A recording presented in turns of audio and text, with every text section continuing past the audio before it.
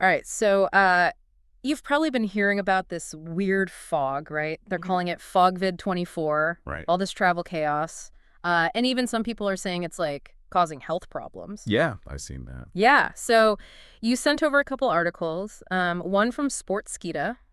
Okay. What is smart dust? DARPA conspiracy theory surrounding abnormal fog enveloping the globe intensifies. Sounds ominous. Yeah, it does a little bit, right? Yeah. So it seems like you're trying to figure out what's true and what's just like totally made up out Right. there on the internet. Exactly. Yeah. So are you ready to do a deep dive into this and like separate fact from fiction? I am definitely ready. Let's do it. Okay, awesome. All right. So the Sportskeeda article mentions that the USA and Canada seem to be hit the hardest. Mm. And we're talking about like thick fog causing flights to be grounded. Traffic is just crawling. Oh, wow. And then some people are even saying that they've gotten sick after being in this fog, like cold or flu-like symptoms. Yeah, it's interesting. We have to remember that the article clearly states that FOGvid-24 isn't like an official term, Right. and there are no health problems that have been officially linked to this fog. Yeah. So, those anecdotal reports are out there. Right. But we need to be careful about jumping to conclusions until we have more solid evidence. Yeah, for sure. So a lot of unknowns about what's causing this fog, and Mhm. this is where smart dust comes into play. Okay. The article mentions people on X, Hmm. formerly known as Twitter. They're freaking out, saying that the fog is smart dust. Oh, wow. And they're even pointing fingers at DARPA. Of course. So, but before we go down that rabbit hole, Yeah. what even is smart dust? Right. Is this a real thing? Yeah. Is this science fiction? Are we in a movie? Yeah, exactly. Well, it might sound like something out of a sci-fi movie. It does. But smart dust is actually a real technology, although it's still in its early stages of development. Okay. So picture these tiny wireless devices, Okay. almost like grains of sand, Wow. and they're packed with sensors, cameras, and communication systems. Oh, wow. So they can collect and transmit data on all sorts of things, like light temperature, even specific chemicals. Wait, so you're telling me these microscopic things can like see Yeah. and communicate? Very much. I can see why people are making the connection to this fog. I can see it too. And, the history of smart dust doesn't exactly help to calm those fears. Right. So it started as a project at RAND in the early 90s, then went to UC Berkeley for more research, and eventually it got the attention of DARPA, Oh. the Defense Advanced Research Projects Agency, Here we go. because of its potential military applications. Okay, yeah, I can see why people might be a little suspicious. Yeah, exactly. DARPA secret government projects. It's like all those sci-fi movies where, something goes wrong. Right, right. But okay, even if it's not causing this fog, the potential uses of this technology seem pretty incredible. Yeah. Like, the article even talks about using smart dust to detect wildfires or even monitor air quality. Absolutely. Like, that's wild. It's amazing. Imagine a network of these tiny sensors Right. spread throughout a forest. Right. They could instantly detect the first signs of a fire. Wow. Or think about monitoring air pollution in a city block by block in real time. Yeah. And that's just the environmental applications. Right. When you start thinking about healthcare, Yeah. it gets really exciting. Okay, now you've got me curious. What are we talking about with healthcare? Imagine using smart dust to monitor a patient's vital signs constantly and non-invasively, Hmm. or even detecting the early warning signs of a disease long before any symptoms appear. Wow. Some researchers are even looking into using smart dust for targeted drug delivery at a cellular level. That's It incredible. really is groundbreaking stuff. Yeah, so it sounds like smart dust has this incredible potential. But let's get back to this fog situation. Right. The article you shared doesn't actually say that smart dust ISDN causing the fog, right?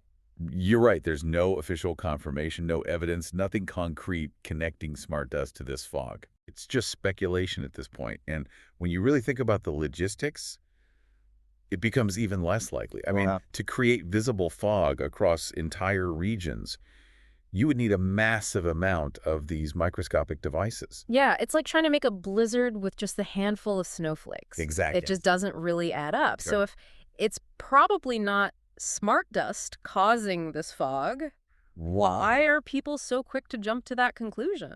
Well, smart dust, for all its potential, does raise some legitimate concerns. Okay.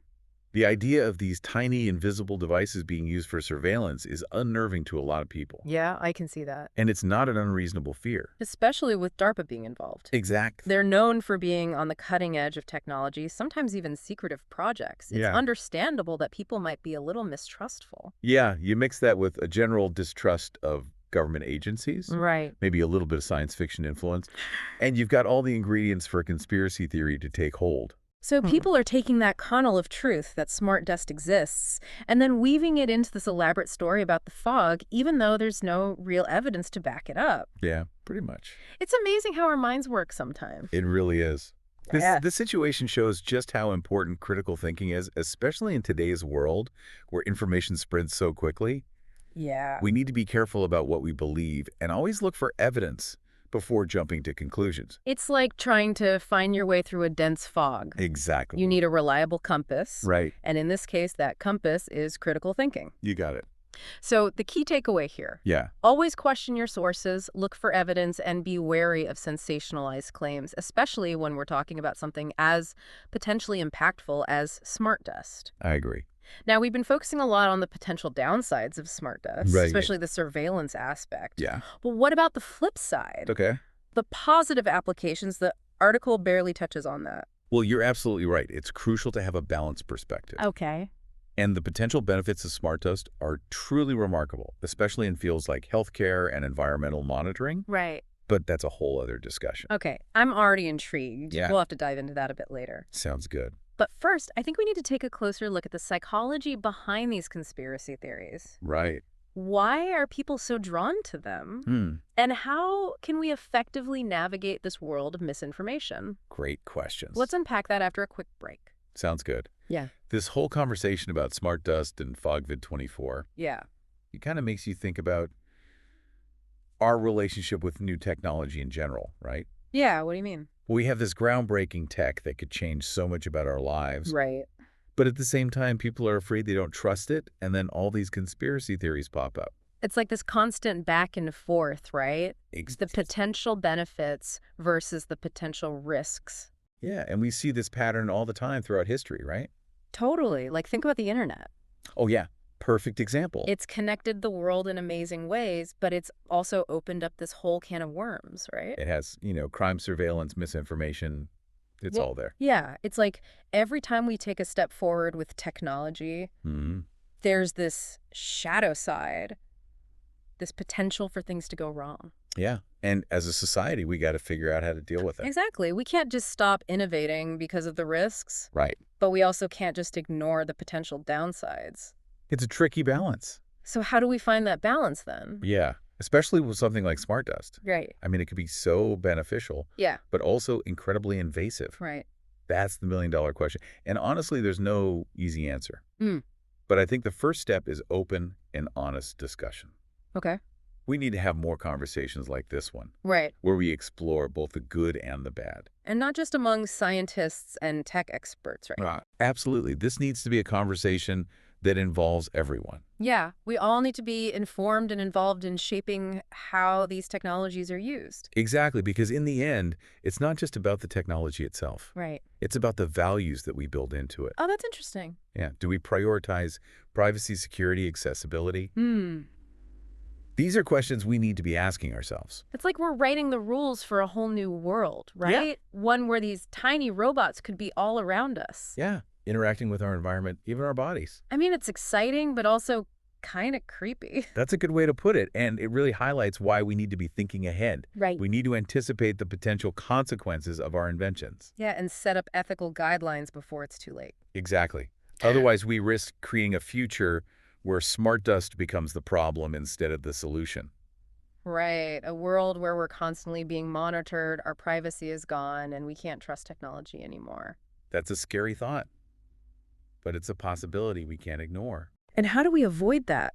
I believe it starts with education, awareness, and open, honest conversation.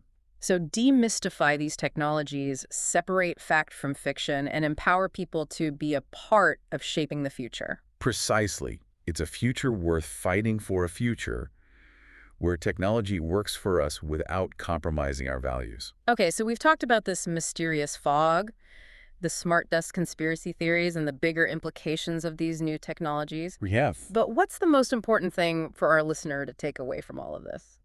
I think it comes down to critical thinking. Okay. Don't let fear or sensationalism cloud your judgment. Right. When you encounter a new technology, especially something as potentially disruptive as smart dust, take the time to learn about it from reliable sources. Okay. Understand both its potential benefits and its risks. So don't just passively absorb information. Exactly. Be an active participant. Yes, engage in thoughtful discussions about how we can shape these technologies to align with our values. I love that. It's about equipping ourselves with the knowledge and skills to navigate this ever-changing world of technology and to be informed and empowered citizens. Well said. Now, are there any specific resources you'd recommend for our listeners who want to learn more about smart dust? Absolutely. The Institute of Electrical and Electronics Engineers, or IE, has some great publications on the technical side of things. Okay. They can be a bit dense, but they offer a solid foundation. And what about resources that focus more on the ethical and societal implications? The Center for Responsible AI has some really thought-provoking pieces on the ethical considerations of AI, Okay. which are definitely relevant to smart dust as well. Awesome. We'll be sure to include links to those in the show notes. Right. Oh, and speaking of notes, I had one final thought. Okay. We talked about smart dust being used to monitor air quality and forest fires. Right. But what about its potential to monitor us? Yes, the surveillance question. Exactly. The valid concern and one we need to address head on. For sure. The development of any technology with surveillance capabilities needs to go hand in hand with strong privacy regulations and ethical guidelines. We can't let smart dust turn into spy dust, right? Exactly. Our right to privacy shouldn't be sacrificed in the name of progress. Absolutely. And that's why it's so important for everyone to be aware of these issues and to advocate for responsible innovation. We have a voice in shaping the future we want. We do a future where technology empowers us without compromising our fundamental rights. You know, it's funny. We started talking about this mysterious fog and these conspiracy theories, Mhm. and now we're having this whole conversation about, like, the future of technology and what it means for society. It's amazing how these things connect, right? Yeah, totally. This just Hey. shows how everything is kind of intertwined. Mm. But before we get too philosophical, Right. let's bring it back to our listener for a second. Yeah. What can they do to stay informed about all this stuff? I think the most important thing is to be proactive. Okay. Don't just passively take in information. Right. Go out and seek out reliable sources, question your own assumptions, and be open to different perspectives. Be a critical thinker, not just a clicker. Exactly. I like that. So for someone who wants to really dig into this whole smart dust thing, what are some good first steps? Well, we already talked about the IE and the Center for Responsible AI. Yeah, Those yeah. are great starting points for understanding both the technical and the ethical sides of this technology. And we'll make sure to include links to those in the show notes. Great. But beyond those resources, Yeah. any general advice for staying ahead of the curve on all these new technologies? I would say cultivate a healthy sense of skepticism. Okay. Don't believe everything you read, especially online. Right. Look for evidence-based information. Consider the source. And be wary of those clickbaity headlines. Yeah, it's like that old saying, don't believe everything you read on the internet. Exactly. But it's even more important now with so much information out there. It is. And remember, technology is always evolving. So staying informed is an ongoing process. It's a marathon, not a sprint. Exactly. Make it a habit to read articles, listen to podcasts like this one, Okay. and engage in conversations about these issues. Speaking of conversations, Yeah. we've only scratched the surface here. Well, yeah. There's so much more to talk about. Right. Like the potential of smart dust in agriculture, Oh, yeah. disaster relief, even space exploration. Imagine using smart dust to monitor crops for disease or track the movement of endangered species. The possibilities are endless. It's kind of mind-blowing It is. and a little overwhelming, to be honest. Yeah, it's a lot to take in. But it's important to remember that we're not just along for the ride here. Right. We have a say in how these technologies are developed and used. We do. We have the power to shape the future of technology and make sure it benefits humanity. So for our listener, here's our final thought. Okay. As smart dust and other emerging technologies continue to develop, Yeah. what role do you want to play in shaping their impact on the world? That's a great question to think about. And remember, staying informed, thinking critically, and having those important conversations are the first steps. Well said. So if you have any thoughts, questions, or even sources you'd like us to explore, send them our way. We're always looking for new deep dives. Until then, keep exploring, keep questioning, and keep learning.